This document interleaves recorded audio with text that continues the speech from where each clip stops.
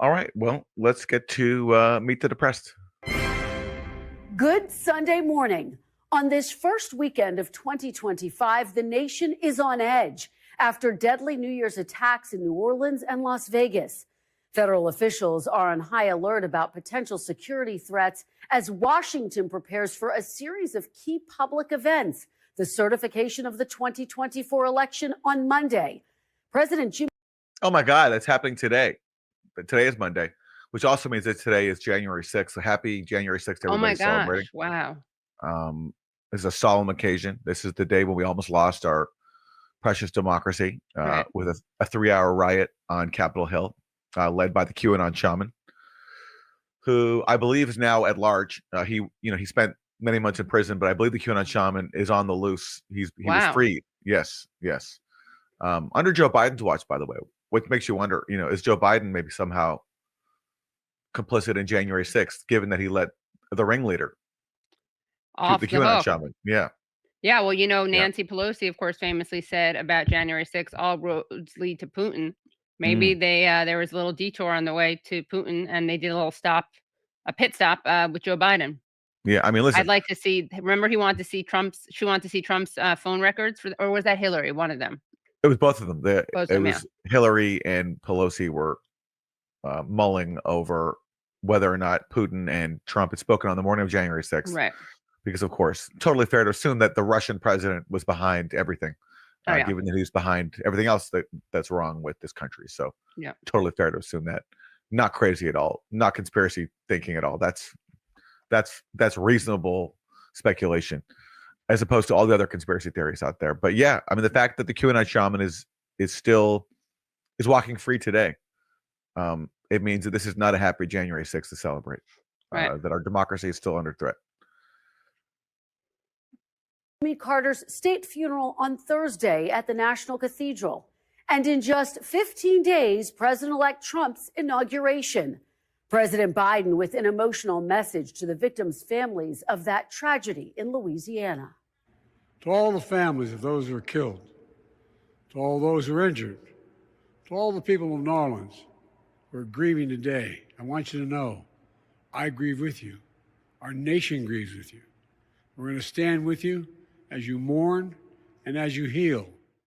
Now, according to the FBI, she described this message as an emotional message to the families of the New Orleans victims. I didn't hear much emotion there. I heard a guy barely able to read a teleprompter. Yeah. That's what I heard.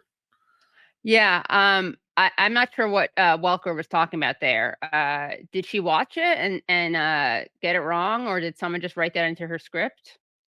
Or maybe we're just not sensitive people, Katie, and we don't have the depth of emotion that a news anchor has, and seeing, connecting to the president's deep emotion. Who knows? Yeah, we're not emotionally intelligent. No, maybe not. Maybe that's the takeaway here. Yeah. The New Orleans attacker, a U.S. citizen and Army veteran from Texas who was inspired by ISIS to kill 14 people, had planned to use a transmitter to detonate 2 explosives he had placed near the site of the Bourbon Street attack. Top law enforcement officials have warned the ongoing war in the Middle East has increased the threat of terror attacks inside the United States. At a time when the terrorism threat was already elevated, the ongoing war in the Middle East has raised the threat of an attack against Americans inside the United States to a whole nother level. Well, it's a real shame we can't do anything about that. It's a real shame. Oh well, nothing we can do about that. Nothing we can do to stop the ongoing war in the Middle East that we're, maybe fueling ourselves with tens of billions of dollars in weapons to Israel, and U.S. military forces occupying multiple countries and carrying out regular bombings, bombing Yemen, bombing parts of Syria. Yeah, anyway, nothing we can do. It's the price of being the world's policeman and ensuring the rules-based order. Yes. What are you going to do? Oh, well. The chickens are coming home to roost. Been warning for quite some time now, both the Justice Department, the FBI, and the intelligence community, that we are in a heightened threat environment from malign foreign actors, including in particular ISIS. All of this comes as the... I mean, there's the fact that also when we talk about how are people radicalized, where do people get you know, indoctrinated into, you know, extremism. It seems like a major breeding ground is the U.S. military because, exactly. you know, both these alleged perpetrators of these recent attacks, the one in New Orleans and the one outside the Trump hotel in Las Vegas, they were veterans. Right. So what's going on at these military bases that is leading to people, you know, to carry out attacks like this? And of course, these are not isolated incidents. It's there is a higher, I believe, proportion of veterans who do take part in attacks like this. So what's going on there? Yeah, it is. So apparently, it is. Military service is now the #1 predictor of becoming what is called a mass casualty. What is the term? Offender, surpassing even mental health issues. So basically, that's a pretty scary thing, but not surprising. But of course, not something that the media focuses on at all. You think that would be an interesting thing to look at? Why it is that the military leads to such violent behavior, not just towards the so-called enemy, but here at home. But that would be not very convenient for empire. And meanwhile, you know, as the completely normalized Gaza genocide is going on every day there's some new atrocity, some new like mass casualty event. Like Gaza faces multiple terror attacks per day. As all that's happening, the Biden administration is just rolling out more money for Israel. Like the recent announcement is $8 billion in weapons by the State Department to Israel, beginning this year. It's not even some future deal. It's like for now. So that's, you know, Yeah. Here, it's terror attacks. Abroad, it's business as usual, which is normalized genocide. Yeah, well, Aaron, it's important you mention that because it is shocking that none of the news stories, none of the Sunday news shows focused on this, what should be breaking news. And it's really important to note that you know, Biden is not facing reelection anymore, right? So when he decides to sell that disgusting prove another 8 billion arms sales to Israel, he's doing that as a true believer, not to win an election, which is, I mean, it's just disgusting. I'm not actually sure which is more disgusting, but it is disgusting. There's like no political, strategic, tactical excuse whatsoever. And it's pretty significant that the morning shows didn't talk about that. They also didn't talk about the abduction and likely torture of Dr. Abu Safia at State Taman at that prison center, which is a torture center, which is where another doctor, Dr. Adnan al-Bursh, was basically raped to death. And we talked about this with our excellent guest on last week's show, Tanya Haj Hassan.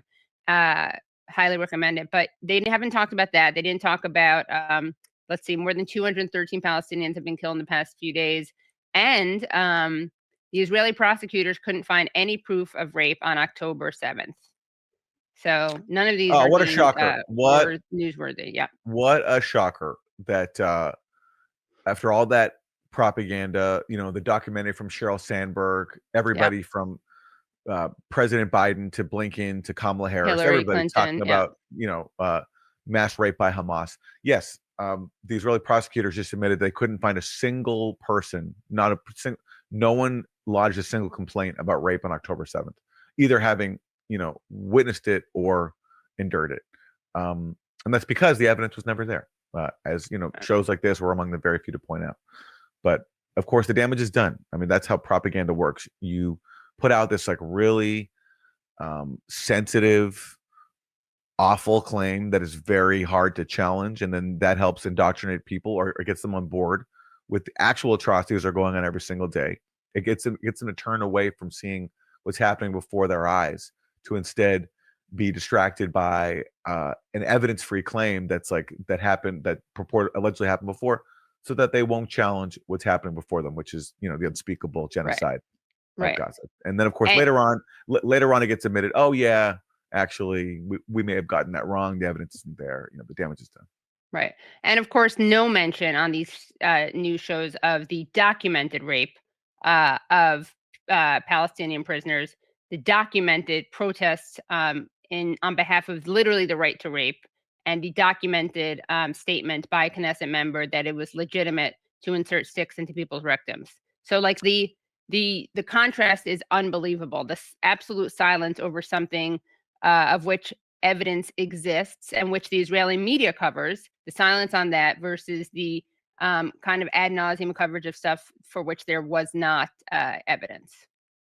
You know, and the worst thing is we don't see every atrocity. It's worse than we can even possibly imagine. We don't see every person who's buried under the rubble, who dies under the rubble, who dies of, you know, horrible wounds, who experiences rape and other forms of sexual violence in Israeli detention, because, you know, not everything gets out. That's the nature of a genocide, is you're not going to learn about every single atrocity. So it's even worse than what we know. And what we know is, I think, one of the worst crimes in human history. It's happening right now before our eyes. And we're all just sitting here powerless as it unfolds. And like hoping that maybe Trump, when he comes into office, will do something different. Like that's what we're reduced to, is hoping that Donald Trump will be less sadistic than Joe Biden.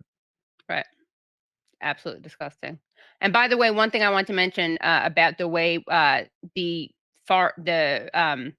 identity of the shooters being covered. So Trump did, as we covered last week, totally lie about the shooter's identity, presenting it as something that had to do with the border, right? Suggesting this guy was a foreigner, an immigrant. And what's interesting is that the news is, I mean, it's good that they're emphasizing that the person was not an immigrant or foreign born, and that's because, of course, it's really important to point out that this is not something that people need to should be scapegoating immigrants about. But it's also interesting that they say a U.S. citizen as opposed to U.S. born citizen, because a U.S. citizen could, of course, been someone who comes from another country, and that lends itself to xenophobia in a way that saying a U.S. born citizen doesn't. 100%. 100%.